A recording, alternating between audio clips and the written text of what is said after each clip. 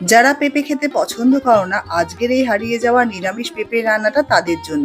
প্রথমে পেঁপেগুলোকে খোসা ছাড়িয়ে লম্বা লম্বা ফালি করে কেটে নিয়েছি, তারপর কুড়িয়ে নিয়েছি। এবার কড়াইতে তেল দিয়ে ছোট ছোট ডুমো ডুমো করে কেটে রাখা আলুগুলোকে নুন হলুদ দিয়ে ছাঁকা তেলে নরম নরম করে ভেজে একটা পাত্রে তুলে রাখবো।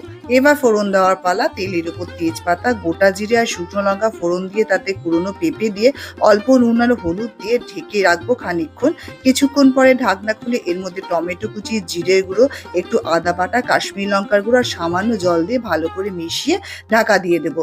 খানিকক্ষণ পরে এর মধ্যে ভেজে রাখা আলু, কিশমিশ, একটু কুড়োনো নারকেল, 1 চামচ চিনি, কাঁচা লঙ্কা কুচি, 1 চামচ ঘি আর গরম মশলা দিয়ে ভালো করে নাড়িয়ে চাড়িয়ে শুকনো শুকনো করে বা মাখা মাখা করে নামিয়ে নিলে রেডি হয়ে গেল দারুণ স্বাদের নিরামিষ পেঁপের ঘন্ট।